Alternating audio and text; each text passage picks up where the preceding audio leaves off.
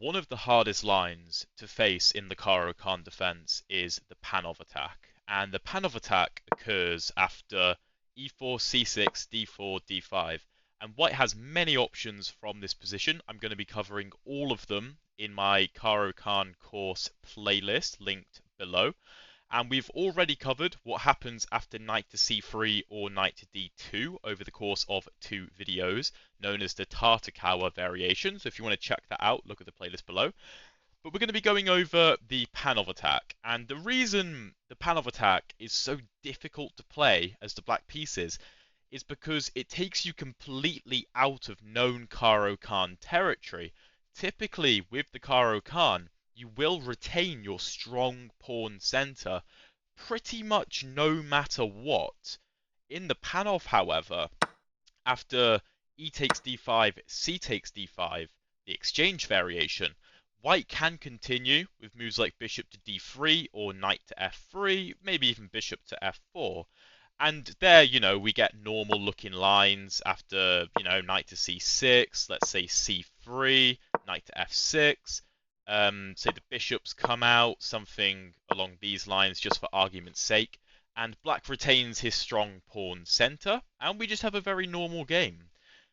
What the Panov attack does, and what makes it so different, is that white gives black no time at all, go c4 immediately.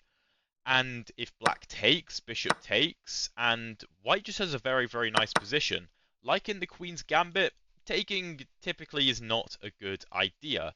And the main line from here follows knight to f6, because if white takes, black takes with the knight, white has an isolated d4 pawn. Nobody is going to take, by the way, and if they do, you're going to have a very nice game, because the way to fight against an isolated pawn is to control the square in front of the isolated pawn, and the best piece to put on the blockading square is a knight, because the knight can still see everything it would normally see whilst blockading the pawn's movement, and the moment the knight moves away, pieces behind it can still attack the pawn. Very weak pawn. So the whole point of the Panov is for white to encourage you to take so that the bishop comes out quickly. And yes, white has an isolated pawn, but white can play moves like knight to c3, maybe even queen to b3, but not very often. Bishop c4 to control the square in front of the pawn and try and play the move d5 themselves to either trade off the isolated d-pawn or to make it difficult for black to develop by controlling squares deep in black's territory. So you don't want to allow that, right? So knight to f6 defends the pawn, knight to c3 attacks the pawn, and here knight c6 is the main line, just getting your pieces out, putting a bit of pressure on the d4 pawn, because let's say white plays, I don't know, h3 for example. After d takes c4, there is a lot of pressure on the d4 pawn. If white takes, black just takes and is better. White has to push to attack the knight, and you get some very interesting lines of knight to a5 defending c4. But this doesn't really happen very often. Also, apparently, this is a thing which is kind of hilarious. But at the end of the day, white has an isolated pawn, and this is probably good for black. Black can just trade off the pawn if he wants to anyway, and has a pretty nice lead in development, and has the bishop pair. Even though the computer says it's equal, that's still a very good thing for black to get out of the opening, especially with an opening as solid as the Caro Kann. So the main line is, of course, knight to f3, just defending the pawn. And here is where I'm going to give a recommendation that is a bit different from normal. As with basically, well, I've only done 2 videos so far in this playlist, but with my opening repertoire as a whole, which I'm, giving to you guys through these videos. By the way, subscribe if you want to stay updated with the release of these videos, because these are some really interesting lines I'm giving. If you've seen the previous episodes, you know that's the case. The main line is bishop g4. The computer thinks this is quite good for the black pieces. I disagree. I mean, yes, the engine will tell you this is the best line. White actually has a pretty good win percentage in this line. Mind you, it's only 48.3. I've got opening tree up on my other monitor, so apologies if I'm looking up. But the line I'm going to recommend actually has a a whole percentage higher win rate for black and is way easier to learn. The reason I don't like the move bishop g4, the point of it is obvious. My issue with it is that this bishop relinquishes control of b7. The bishop can't come to a square like d7 if it ends up trading itself off, or if something like this happens, not in this particular position. But this bishop can get kicked around quite easily, and the queen can come out to squares like b3. Already here, white is much better, because the light squares on the queen side have been vacated by the bishop. And a big part of the Caro Kann is, yes, of course, getting the bishop outside of the pawn chain before playing e6, and that is why you play the Caro Kann over the French defense in theory. But bishop g4 is tough. It's really tough to learn. So I'm going to recommend the move e6. e6, yes, it blocks the development of your light squared bishop, but I like having my light squared bishop defending b7, can come to d7 to defend this potentially weak diagonal.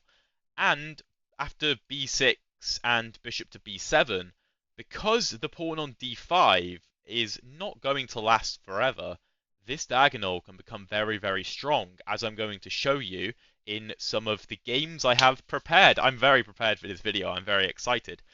What I've got highlighted on the screen are the 4 main options for the white pieces. And this is based off of how popular the moves are. There are other moves that white can play, like bishop to d3 or a3. These don't get played all that often. Bishop d2 is also a move, not a very good one, but again, these are the 4 main moves that you are going to face. So we're going to do each one of them in turn, and we're going to start off with c takes d5. So, c takes d5 is the most popular move in this position, so we're going to spend a lot of time looking at it. Now, the engine will tell you that e takes d5 is the best move. Like with the previous move, bishop to g4, yes, it's the best move, but the problem is that white is going to learn the main lines. This is how openings work. The most time is spent on the main lines, and therefore white is going to be very well versed in this particular line of e takes d5. They have almost a 50% win rate in that, which is not amazing. Not amazing. Personally, in my own games, I have played 4 games in this position. I have won all of them, and they have all come from knight takes d5. And this is a game that I am showing you now. I'm following a game that I played against a strong rated opponent, right, in the 1900s. And knight takes d5 is not considered the best move because of bishop to d3. Now, in this game, my opponent actually takes on d5. But if bishop to d3 is played, which, by the way, it is joint for the most popular move, it is not necessarily the most popular move. I mean, black can just continue playing pretty normally. You know, bishop e7, castles, white can go rook e1. Black can go bishop d7 and allow this exchange, which typically you don't want to do because it means that this becomes an isolated pawn, and because this pawn steps onto the d file, it becomes difficult to target the weak d4 pawn. But in this particular scenario, white removes a lot of the imbalance in the position by trading on d5. We have identical pawn structures, identical pieces. Both players have 2 bishops, and you know, I have to remove like knight e5. I mean, there's loads of things that you could do. Rook c8 is a move the computer likes. a5 I don't think is ever going to be played. I mean, I suppose it supports knight b4, but it's just a decent enough position, right? Even bishop e6. Okay, no, that doesn't work because of queen h5. Apologies. I guess the issue with this line, with this bishop d3 line, and the reason a lot of people go wrong with it, is because this can be quite scary. Like, let's say you do go bishop e6 and queen h5 and g6. There's like knight takes g6, which is pretty scary, and white can just sacrifice everything here. I'm not sure. Oh, I guess the bishop's hanging, so yeah, it's completely game over. So that's the only thing to watch out for with this bishop to d3 line. But as long as you don't allow it, then it should be fine. I'm not sure exactly why something like this works, because can't you just... Oh, okay, the bishop isn't vulnerable on e7, sorry, on e6, because after the f pawn takes, the bishop becomes vulnerable, right? So if you play a move like rook c8 and allow this, then it's just a perpetual, right? It's just a perpetual, because if something like bishop to h6 gets played, black is completely winning, and this bishop on e7 is very well defended. So don't put the bishop on e6. We're learning something new every day. I don't know if there's a better way to stop this whole attack from happening. I would probably just recommend taking on e5, to be totally honest. If d takes e5, then, I mean, you could argue this pawn is a bit weak, but it's probably fine. I don't think it's an actual problem. The bishop can always go on e6 if you want to be uber safe, and like, this pawn could be an asset since it is a passed pawn, right? And if something like rook takes e5, again, bishop to f6, rook takes d5, there's queen e7. I don't think you need to give up this pawn though, even though it is the top computer line. I think you can probably, maybe not bishop e6, because again, this whole thing over here, but bishop c6, if queen h5, g6, queen h6. Now, this doesn't work.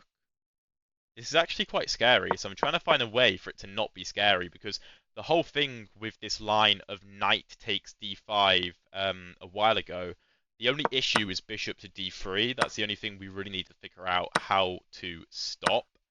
Pawn takes, we haven't got an issue. If rook takes... If bishop f6, rook d5, queen e7, maybe we can do something like this and just set up some really, really powerful bishops. Rook 8, d8. And this looks decent. This looks decent. Because we're targeting this pawn. Now you can't go ahead and take it because of tactics here, and you'll lose the exchange. So don't fall for that.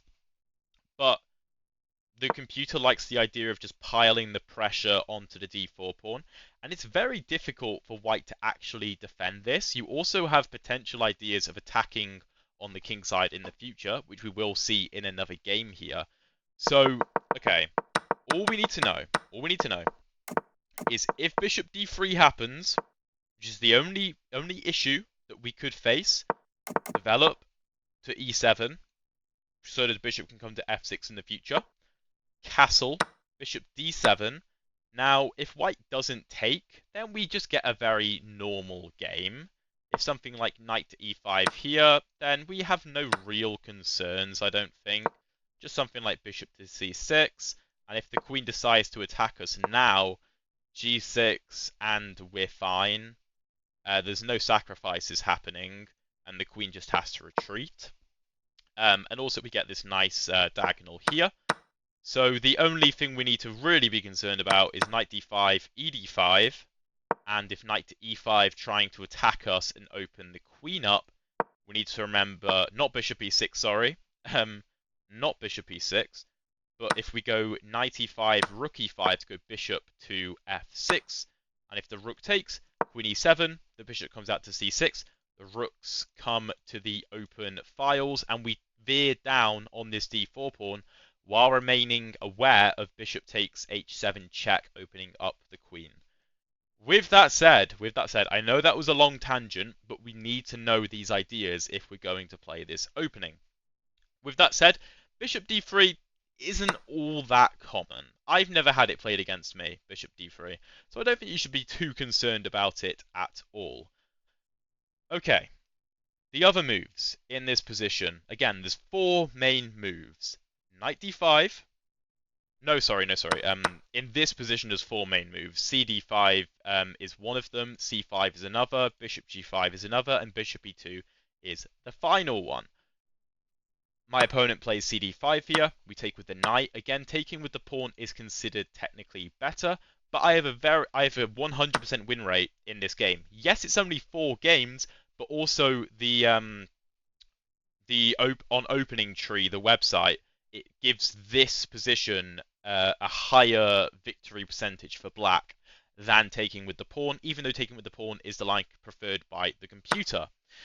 My opponent here actually takes with the knight, which doesn't really make any sense. Again, you can go into this line, and we basically get exactly what we just got, which is fine for the black pieces, because we've already gone over what we need to do there.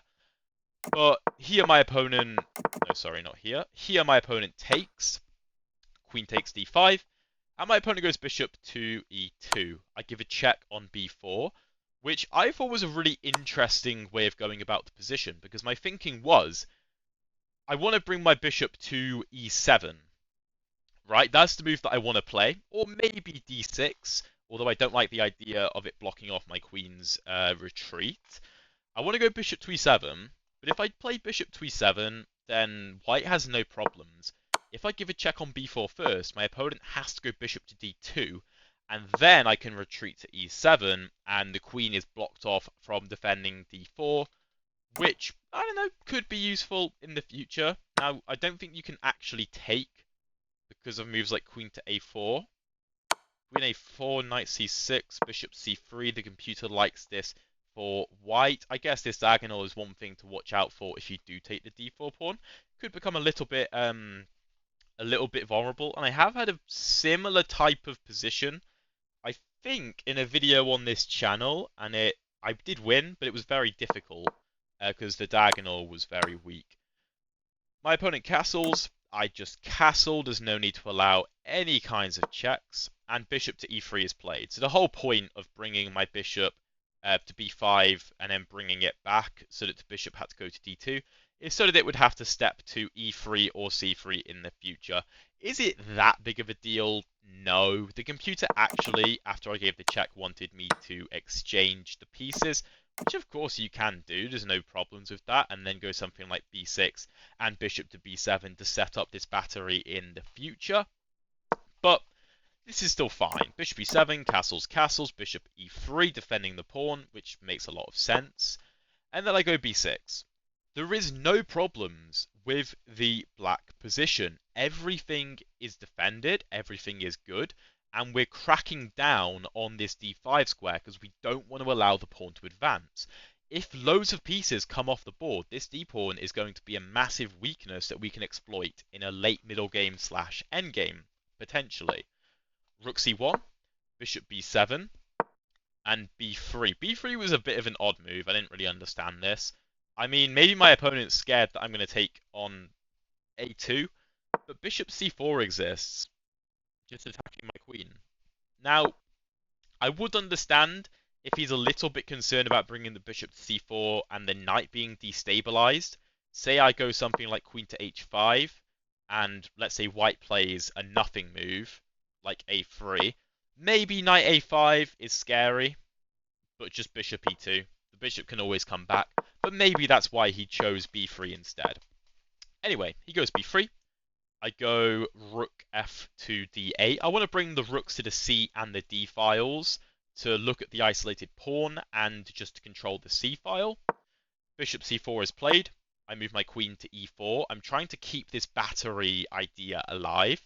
And if my opponent attacks my queen again, I did actually go to g4, which is a blunder because of bishop h7, king h7, knight g5, queen g5, bishop g5, bishop g5, because if I take here with the bishop, then my queen hangs.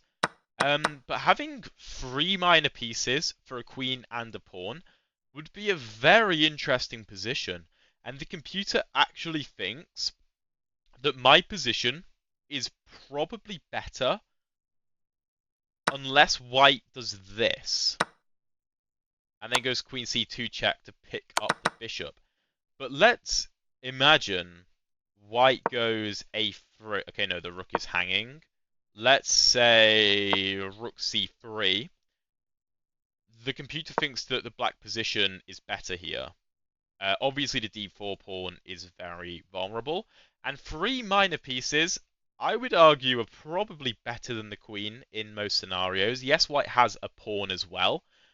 But this is very, very difficult for either side to play. I go bishop g4, my opponent misses the idea and goes queen to c2. And again, this idea exists. How can we make this come to fruition? There is a very nice move in this position. Pause the video, see if you can find it. It's queen d4, sorry, not queen d4, knight d4. Knight d4 has so many purposes to it. We attack the queen, we attack the knight, the bishop attacks the knight. If the knight takes, then it's checkmate in 1 because the bishop is opened up to the g2 square. This is a very common theme in the Panov positions where b6, bishop b7 is played and g2 can be quite weak. And what does white do? What does white do? Because his queen is hanging, he has to do something. My opponent took with the bishop. Bishop takes f3, threatening mate in 1. My opponent gives a check on h7 first, and then actually takes on g7. Because if g3 is played, I'm just going to pick the bishop up anyway. So he gives up the bishop for a little bit of compensation, goes g3. But there's nothing in this position at all. There's nothing for white. It might have been better for me to go rook a to c8 to attack the queen, because the queen can't maintain defense of the bishop very easily unless the queen goes to like b1. But then I just sneak in anyway. It's really not clear how white defends himself here. It's pretty much game over. I chose rook to h8 just to attack. If I go queen to h3 here, then the issue is queen c3 check, and white picks up my bishop, so I can't allow that to happen. I go rook to h8, h4 is played. The bishop has no real escape. If the bishop goes to d3, then I go queen to h3, and queen c3 doesn't even pick up the bishop anymore. But even if it did, for some reason, let's imagine it did, and white was allowed to do this, it wouldn't make a difference because I'd have queen to h2 mate. So white realizes this, goes h4 to try and stop my rook from getting involved in the attack, which gives me a free bishop. Queen d2, rook h4, white can't take because of the pin, and rook to h1 is mate, a very classic checkmating pattern. This game, basically in my mind, showcased just how effective this diagonal is. And yes, white had one real chance to get a game out of this. But the Panov, you can take a lot of the sting out of it if white takes you. And I'm recommending taking with the knight over taking with the pawn, because white just isn't as familiar with knight takes because it doesn't get played that often. And you can see from the win percentages that knight takes wins far more often than not. The next one, let me delete that. The next one, so e4, c6, you should know these moves. My opponent actually does it in a bit of a different move order. He takes like this and then goes d4, but we get exactly the same position. c4, knight c6, knight c3, we go e6, remember, not bishop to g4, we go e6. And here, like we said, we just covered pawn takes d5, which again is the most popular move. But there's other moves. My opponent chooses bishop to g5, pinning my knight. Now the point of this is, let's say we play a move like a6, that white has the option to do something like taking on d5, and I can't take back with the knight, so I have to take back with the pawn. Taking back with the pawn isn't the end of the world, but it does mean that this pawn is not really weak anymore because I have an identical isolated pawn. The move to play in this position is pretty obvious. It's bishop e7. Bishop e7 gets played in so many of these positions just because it's a good developing move, and here obviously it stops the pin of the knight. Now if white decides to take and goes, I'm going to give you an isolated pawn, that is true. That is true. But two things. One, this pawn is actually quite weak in this case because white no longer has a dark squared bishop. And I also have ideas of, let's say in the future, playing, well, obviously this pawn is hanging right now, but let's say bishop e6 castles queen b6. this pawn is quite weak, and there is no bishop to e3 to defend because white just traded his dark squared bishop off. This might not be losing for white by any means, but it's certainly potentially uncomfortable. So white isn't really going to take for the sake of doubling the pawns, and if he does, he should have quite an easy game with the bishop pair and the weak d4 pawn. My opponent goes bishop to e2 here, and I take on c4. Didn't you say earlier not to take on c4 because that helps white to develop? Yes. This is very similar to some Slav positions and some Queen's Gambit positions, where this c4 pawn, typically you don't want to take it. Let's say I take on this move. It's not that good for me. White has a slight advantage. But the moment white moves the bishop to e2 or to d3, there is always the option of taking on c4, because white essentially loses a move if he takes, because he's gone bishop to e2 and then bishop to c4 in 2 moves rather than in 1 move. And even though the bishop gets to an active square, we're also still controlling the d5 square pretty well. And again, white wastes a move. So we take on c4. White actually castles first. It's impossible for me to defend this pawn very well. I can try something like knight to a5, but all this really does is gives white a lot of activity. So there's no point. I don't care about the pawn. I castle, bishop takes c4, and we go h6, just asking the bishop what it's doing. Now, I will mention the fact that, let's say white takes, there is the idea of d5 here, because the knight that defends the d5 square is removed, and white actually has a lot of support for a d5 push, and typically you want to trade off an isolated pawn by pushing it, right? There's 2 problems with this.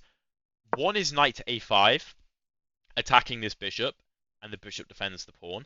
And this is actually a theme that we will see in one of the other games, where after d5 is played, knight to a5 dislodges the bishop, which is very well worth noting. And secondly, this bishop becomes very, very active on this diagonal, especially because, again, white traded off their dark square bishop. So something like c3, which might typically be a good move to defend the bishop, doesn't work because the knight is too weak. So my opponent goes bishop to h4. I go a6, not necessarily the best move. b6 followed by bishop to b7 is a better idea, and it is the idea I will recommend, because let's say a3, bishop b7, queen d3.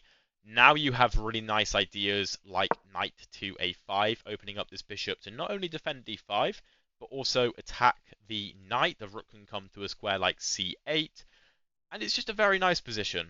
Very, very nice position. I go a6. I think my idea was to go b5 and then bishop b7, which is fine.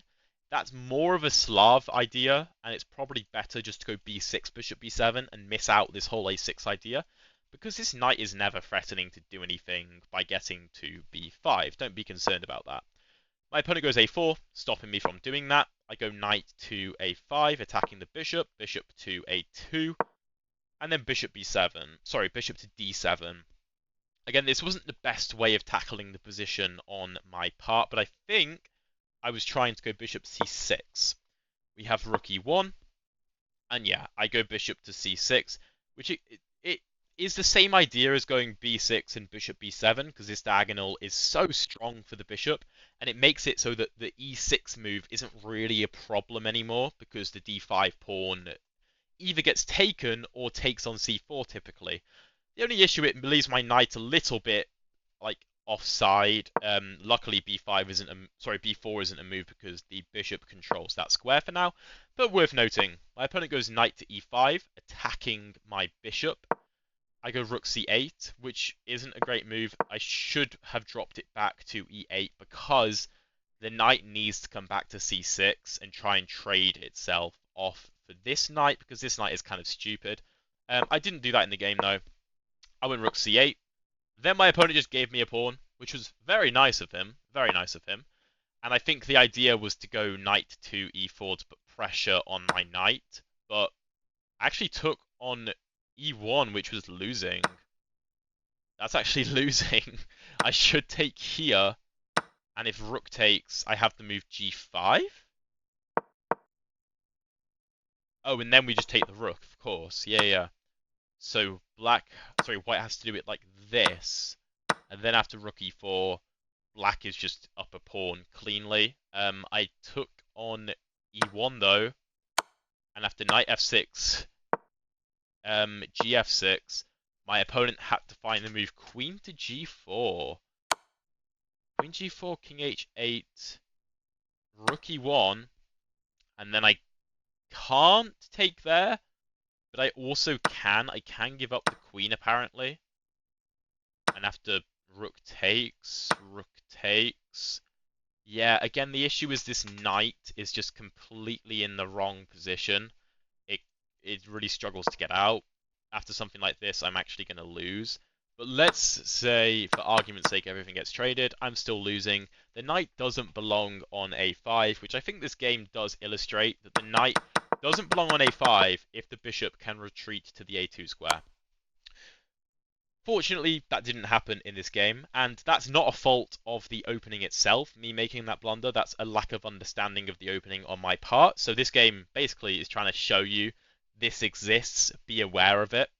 But my opponent goes knight to g4. I again blunder the game. Why on earth did I play that? That is horrific. But my opponent blunders back apparently. Bishop d2 defends h6. This game is crazy. I haven't played this for a while. This is just something I found in my database. I blunder the game again. To be fair, I did have 43 seconds. Bishop takes a4 is the only move.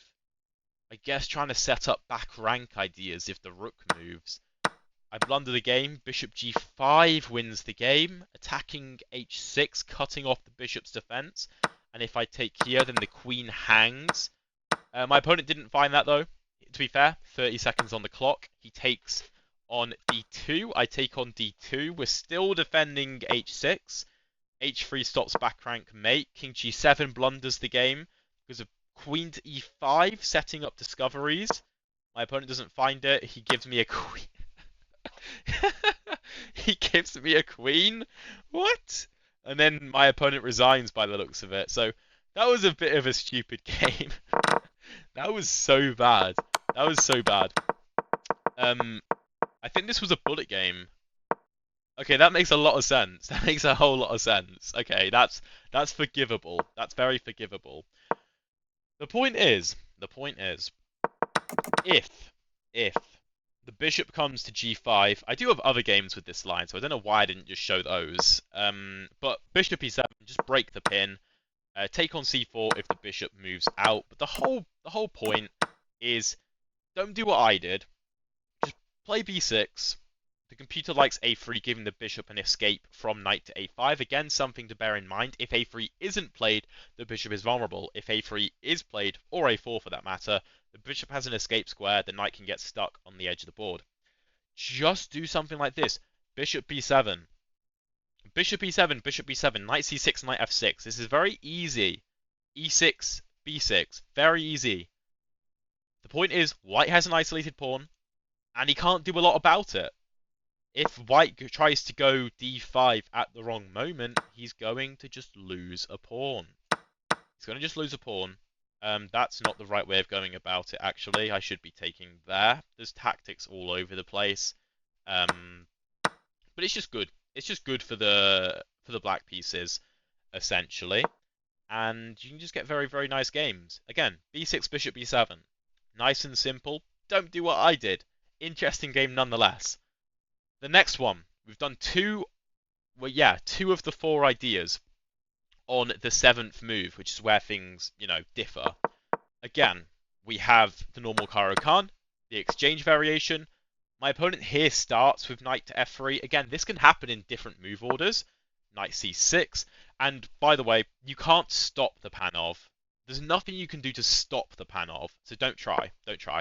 If your opponent goes for the Panov, you've got no choice. Knight c6, knight f6, nice and simple. Knight c3.